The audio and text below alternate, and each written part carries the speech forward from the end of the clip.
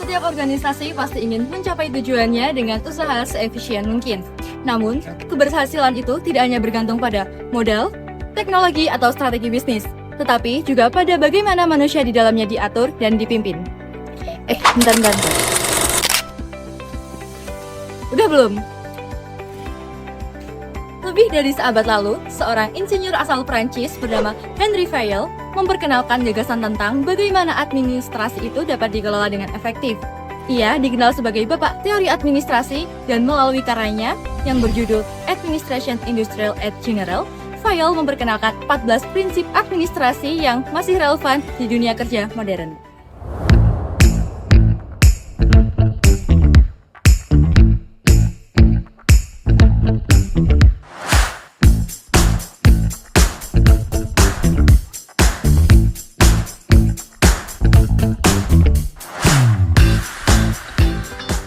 Prinsip yang pertama yaitu division of labor atau pembagian kerja.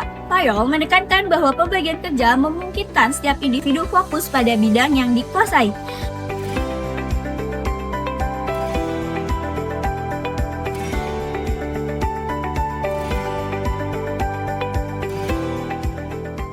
Sehingga meningkatkan keahlian dan efisiensi kerja. Dengan spesialisasi, tugas menjadi lebih cepat selesai dan tanggung jawab menjadi lebih jelas. Dalam praktiknya, pembagian kerja juga mengurangi tumpang tindih antar bagian. Contohnya, di perusahaan besar, bagian keuangan mengatur dana, bagian pemasaran mengelola strategi promosi, dan bagian produksi fokus pada pembuatan barang.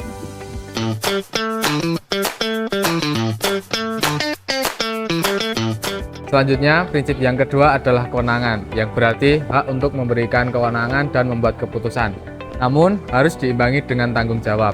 Pemimpin yang efektif itu adalah mereka yang menggunakan wewenang secara adil dan bertanggung jawab atas hasilnya. Henri Fayol juga menegaskan bahwa kekuasaan tanpa akuntabilitas hanya akan menimbulkan penyalahgunaan wewenang.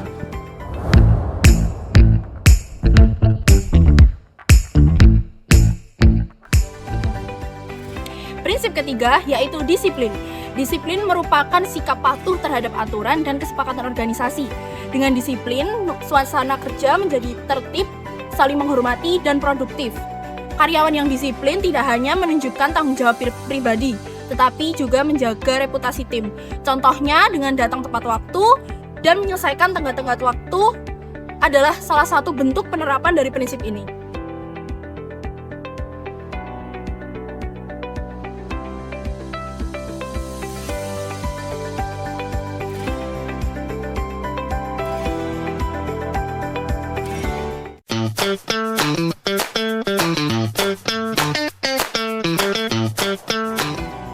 Selanjutnya adalah kesatuan perintah atau unity of command.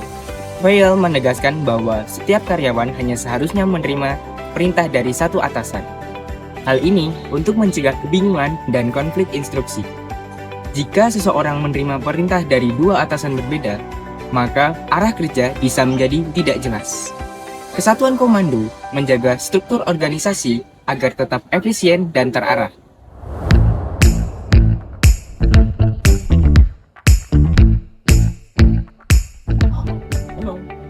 Prinsip yang kelima yaitu kesatuan arah atau unity of direction. Prinsip ini menyatakan bahwa semua kegiatan organisasi yang memiliki tujuan yang sama harus diarahkan dalam satu rencana dan satu pemimpin. Prinsip ini menjaga agar strategi organisasi dapat tetap selaras dan fokus. Sebagai contoh, ketika suatu perusahaan menetapkan target penjualan, maka divisi yang berada di dalamnya harus mengikuti rencana yang sama untuk mencapainya.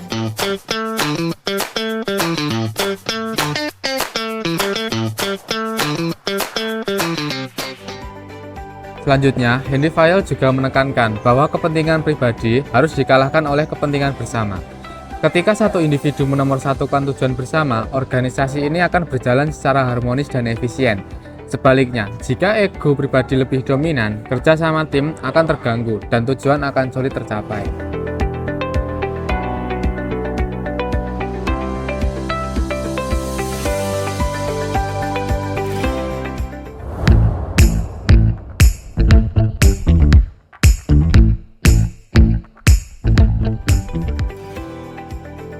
Prinsip ketujuh yaitu remuneration atau remunerasi, berarti memberikan penghargaan yang adil kepada setiap pekerja.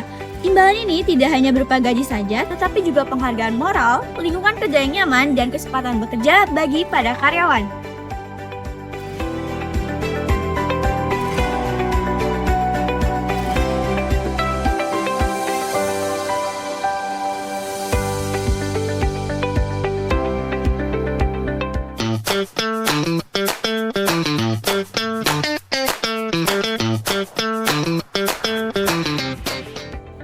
Selanjutnya, sentralisasi. Sentralisasi adalah sejauh mana pengambilan keputusan terpusat di tangan pimpinan. Menurut Vail, tingkat sentralisasi harus disesuaikan dengan kondisi organisasi. Organisasi kecil mungkin perlu lebih banyak kontrol dari atas, sementara organisasi besar perlu mendelegasikan keputusan untuk menjaga fleksibilitas.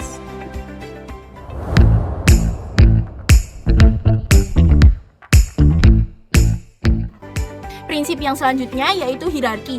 Hierarki menggambarkan alur perintah dari pemimpin tertinggi hingga ke bawahannya. Struktur ini penting agar komunikasi dan tanggung jawab berjalan dengan jelas. Vail percaya bahwa komando yang teratur membantu menghindari kekacauan dalam sebuah organisasi.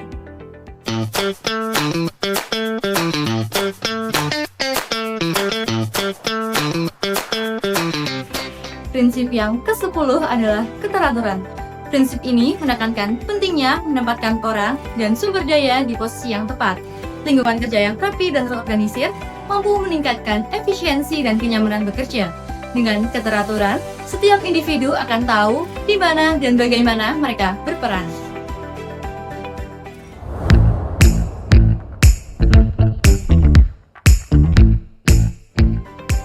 Prinsip selanjutnya adalah keadilan. Keadilan adalah kombinasi antara kebaikan dan keadilan yang diterapkan oleh manajemen terhadap seluruh karyawan.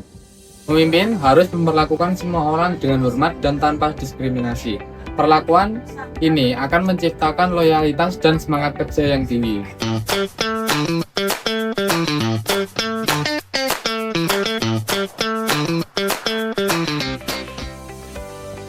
Prinsip selanjutnya adalah stabilitas jabatan. Vail menyadari bahwa pergantian karyawan yang terlalu sering dapat menurunkan efisiensi dan moral kerja. Oleh karena itu, organisasi harus menciptakan lingkungan kerja yang stabil, memberikan pelatihan, dan menjaga loyalitas pegawai. Karyawan yang merasa aman akan bekerja lebih baik dan lebih lama di sebuah organisasi.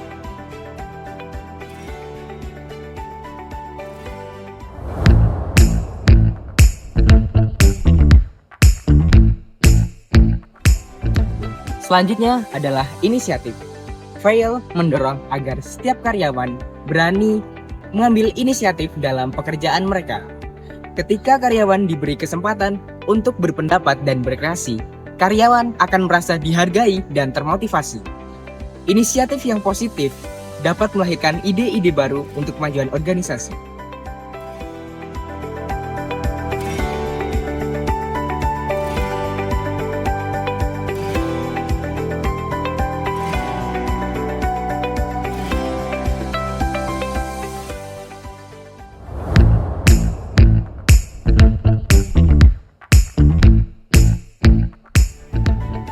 Prinsip yang terakhir yaitu esprit de corps, menekankan semangat kebersamaan.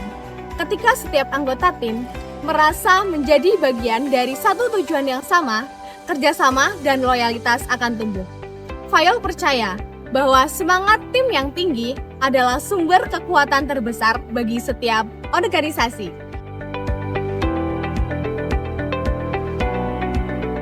Ke-14 prinsip administrasi Henry Vail bukan hanya sekedar teori klasik, tetapi panduan praktis yang membentuk dasar manajemen modern. Prinsip-prinsip ini mengajarkan kita bahwa manajemen bukan hanya tentang mengatur pekerjaan saja, melainkan tentang menggerakkan manusia dengan adil, efisien, dan penuh dengan rasa tanggung jawab.